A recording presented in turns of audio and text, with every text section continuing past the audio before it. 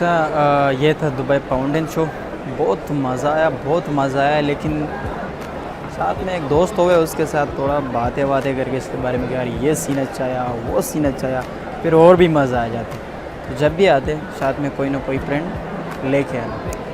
बस इतना काफ़ी है यार, चलता हूँ। और इतना लोग है कि जाने का रास्ता नहीं मिल रहे बहुत ज़्यादा।